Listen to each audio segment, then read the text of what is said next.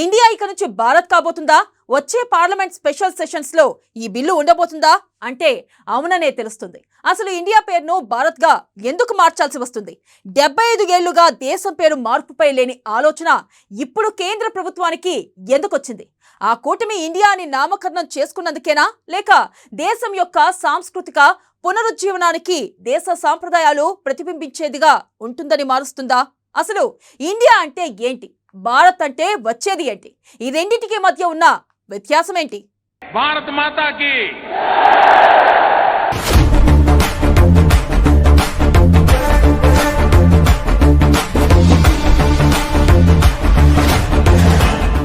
India అనే పేరు Greek భాషలోని ఇండికా అనే పదం నుంచి పుట్టింది. ఇండియా అనే ఇంగ్లీష్ పేరు దేశ సంస్కృతి సాంప్రదాయాలను ప్రతిబింబించడం లేదు. ఇక ఇండస్ నది ఉన్న దేశమని ఈ పదానికి అర్థం. పాకిస్తాన్లోని సింధ్ ప్రావిన్సు పేరు కూడా ఈ నది పేరు మీదుగా వచ్చింది. మెగస్తనీసు రచించిన ఇండియా పుస్తకం పేరు కూడా ఈ నదికి గ్రీక్లోని ఇండస్ పేరే. ఇక అలెగ్జాండర్ ఈ నదిని దాటి భారతదేశంలోకి వచ్చిన విధానాన్ని అతను సైనాధికారి నేర్చస్ కూడా ఇండికా పేరుతో ఓ పుస్తకం రాశారు.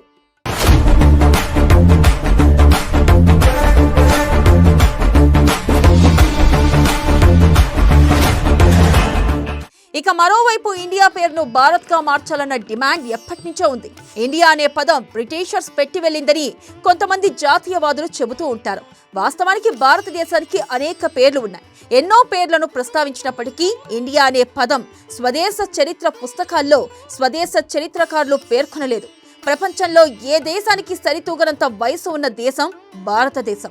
ఈ దేశాన్ని భరతుడు పరిపాలించిన భరత భూమిగా, వేదాలు వెలుగొందడంతో వేద భూమిగా, పుణ్యాత్ములు నడియాడిన పుణ్యభూమిగా, దేవతలు నడియాడి సత్యాన్ని నిలిపి క్షత్రియ ధర్మాన్ని ఆచరించి భవిష్యత్తు తరాలకు ఆదర్శంగా ఉండడంతో మన దేశాన్ని ధర్మభూమిగా, కర్మభూమిగా పిలుస్తారు. ప్రపంచంలో ఏ దేశంలో ఉన్నటువంటి సాంస్కృతిక జీవన విధానం ఉన్నందున ఈ దేశాన్ని హిందూ దేశంగా ప్రపంచ దేశాలు కీర్తిస్తూ ఉంటాయి. జంబుద్వీపం, భరతఖండం, హిమవర్షం, అజనాబవర్ష్, భారతవర్ష్, ఆర్యవర్ష్, హిందూ, హిందుస్థాన్ ఇలా ఎన్ని పేర్లు మన దేశానికి ఉన్నా భారతదేశం అనే పేరు ఎప్పటి నుంచో ఉంది.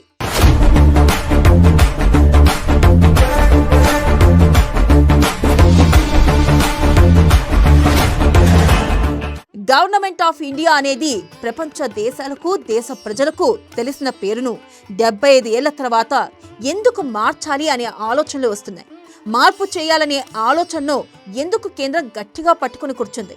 ఇండియా తెచ్చిన తిప్పలేంటి, భారత్ తీసుకొచ్చే బెనిఫిట్స్ ఏంటి అంటూ నెటిజన్లు ప్రశ్నిస్తున్నారు. తాజాగా ప్రపంచ దేశాలకు ఇండియా కాస్త భారత్ అని నిరూపించాలని, అందుకు G20 సమావేశాలనే వేదికగా చేసుకోవాలని కేంద్రం ప్లాన్ చేసింది. అందుకు అనుగుణంగా ప్రెసిడెంట్ ఆఫ్ ఇండియా పేరుతో G20 సమావేశాలకు వెళ్లాల్సిన ఆహ్వానాలు ప్రెసిడెంట్ ఆఫ్ భారత్ అని వెళ్లడంతో అసలు విషయం బయటకు వచ్చింది. కేంద్ర మంత్రి ధర్మేంద్ర ప్రధాన్ ఢిల్లీలోని భారత్ మండపంలో G20 సమిట్ సందర్భంగా డిన్నర్ కు ప్రెసిడెంట్ ఆఫ్ భారత్ ఆహ్వానించారని అందులో కేంద్ర మంత్రి పేర్కొన్నారు. President of Bharat hash tag తో జనగణమన అధినాయక జయహే, భారత భాగ్య విధాత అంటూ ఆయన ట్వీట్ చేశారు. అలాగే విదేశీ ప్రతినిధుల కోసం రూపొందించిన G20 బుక్లెట్లోనూ కేంద్రం భారత్ అనే పేరునే వాడింది. Bharat the mother of democracy అంటూ ఈ బుక్లెట్ కు టైటిల్ పెట్టడంతో పాటు అందులో ఇండియాకు బదులుగా భారత్ పేరునే పేర్కొన్నారు. భారత్ అనేది మన దేశం అధికారిక పేరు. రాజ్యాంగంలో కూడా ఈ పేరును ప్రస్తావించారు అని బుక్లెట్ లో కేంద్రం వివరించింది. ఎప్పుడైతే ప్రెసిడెంట్ ఆఫ్ భారత్ ఆహ్వానం సోషల్ మీడియాలోకి వచ్చిందో ఆనాటి నుంచి భారత్ అనే పేరుకు మరింత ప్రాధాన్యత చేకూర్చింది. ఇండియా పేరును కేంద్రం భారత్ గా మార్చబోతుంది అనే సంకేతాలను స్పష్టంగా ఇచ్చింది.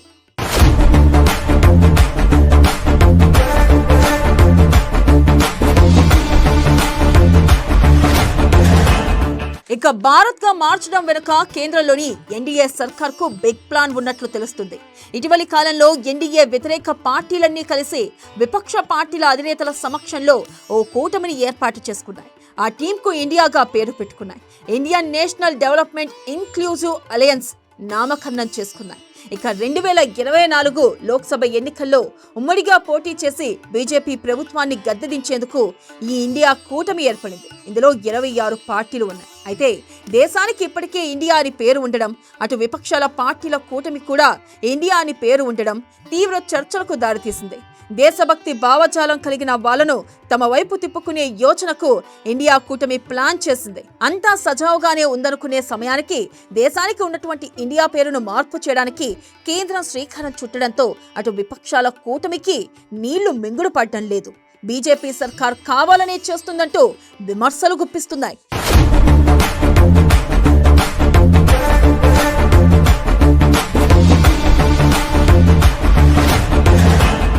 విపక్షాల విమర్శలను తిప్పికొట్టింది అధికార బీజేపీ. కేంద్ర ప్రభుత్వం తొలిసారిగా అధికారికంగా ఇండియా బదులు భారత్ అనే పేరును వాడడంతో ఇటు అధికార ఎన్డీఏ, అటు ప్రతిపక్ష ఇండియా కూటమి నేతల మధ్య మాటల యుద్ధం సాగింది. ఇండియా కూటమిని చూసి బీజేపీ భయపడుతుందని, అందుకే దేశం పేరు మార్పు కోసం ప్రయత్నిస్తుందంటూ ప్రతిపక్ష నేతలు విమర్శించారు. అయితే భారత్ అనే పదం రాజ్యాంగంలోనే ఉందని, దాన్ని వాడడంలో ఎలాంటి తప్పు లేదని అధికార బీజేపీ నేతలు కౌంటర్ ఇచ్చారు. బానిసత్వపు ఆనవాళ్లకు గుర్తుగా ఉన్న ఇండియా అనే పదాన్ని చెరిపేయాల్సిందేనని స్పష్టం చేశారు.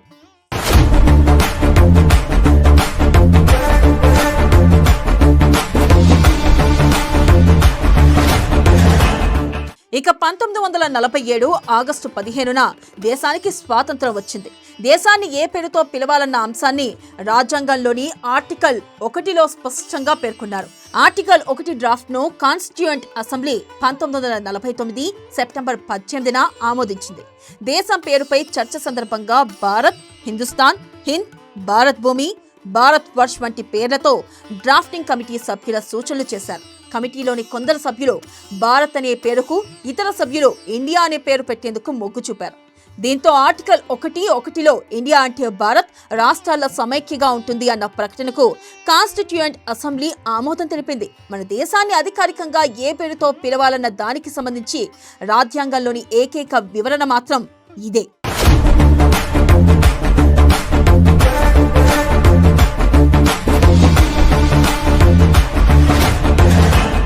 గతంలో ఇండియా పేరును భారత్గా మార్చాలన్న డిమాండ్ ఎప్పటి నుంచో ఉంది. ఇదే విషయంపై గతంలో సుప్రీంకోర్టులో 2 సార్లు పిటిషన్లు సైతం దాఖలయ్యాయి. 2016లో సుప్రీంకోర్టులో ఇలాంటి పిటిషన్ దాఖలైంది. దాన్ని అప్పటి supreme court chief justice TS Thakur తిరస్కరించారు.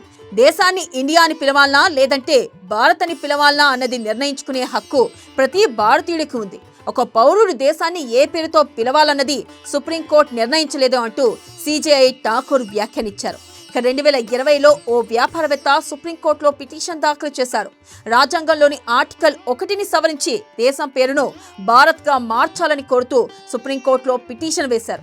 ఇండియా అనే పదం గ్రీకు భాషలోని ఇండికా అనే పదం నుంచి పుట్టిందని, ఇండియా అనే ఇంగ్లీష్ పేరు దేశ సంస్కృతి సాంప్రదాయాలను ప్రతిబింబించడం లేదని, దేశం పేరును భారత్ అని మార్చడం వల్ల బానిసత్వపు పాలన గుర్తులను పౌరులు చెరిపేసుకునేందుకు వీలవుతుందని పిటిషనర్ సుప్రీంకోర్టుకు విన్నవించారు.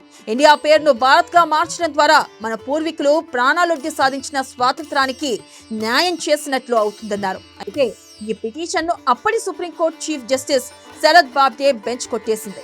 రాజ్యాంగంలోని ఇండియాను ఆల్రెడీ భారత్ అని పిలుస్తున్నారు కదా అంటూ తీర్పు సందర్భంగా సిజేఐ శరద్ బాబ్డే వ్యాఖ్యానించారు.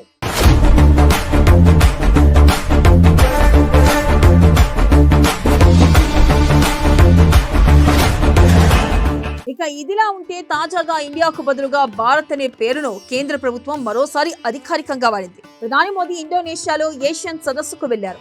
దీనికి సంబంధించి కేంద్ర ప్రభుత్వం ఇండోనేషియా ప్రభుత్వానికి రాసిన అధికారిక సమాచారంతో కూడిన లేఖలో Modi prime minister of Bharat అంటూ ప్రస్తావించారు. ఈ లేఖను బీజేపీ అధికార ప్రతినిధి సంబిత్ పాత్రా సోషల్ మీడియాలో షేర్ చేశారు.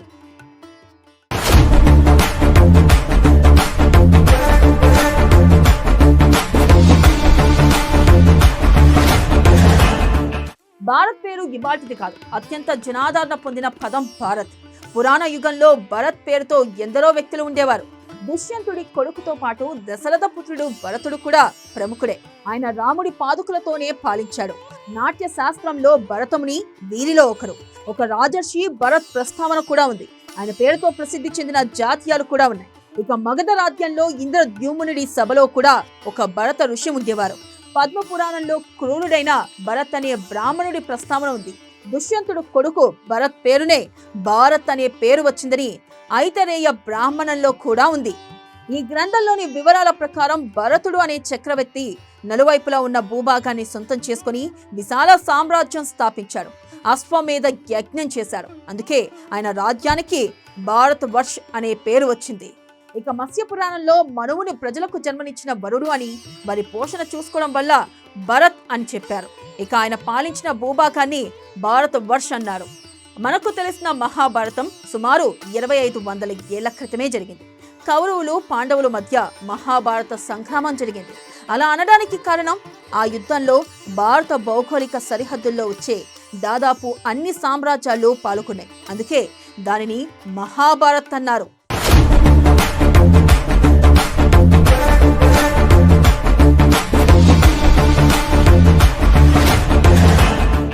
ఇక భారతదేశంలో పేర్ల మార్పు కొత్తేం కాదు. కానీ దేశంలో ప్రాంతాల పేర్లు, రాష్ట్రాల పేర్లు, రాజధానుల పేర్లు అనేక దఫాలుగా మార్చారు.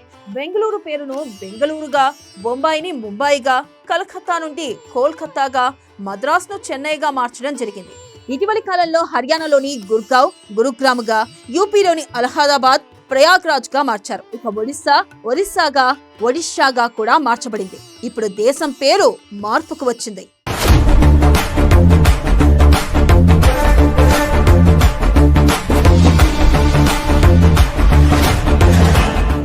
భారత్ అనే పదంలో మన సంస్కృతి ఉంది. భారత్ అనే పదంలో మన వారసత్వం ఉంది. భారత్ అనే పదంలో మన సాంప్రదాయం ఉంది.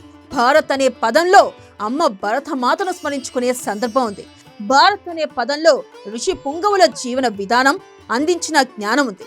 చరిత్ర, వారసత్వ సంపద ఆ పదంలో ఉట్టిపడుతుంది. ఏ పక్షం దీన్ని ఏకీభవించినా సగటు భారతీయులు మాత్రం స్వాగతించాల్సిన విషయమే. అనతి కాలంలోనే వందే భారత్ అంటూ నినదించే రోజులు ముందు ముందు రానున్నాయని ఆశిద్దాం. భారత్ మాతా की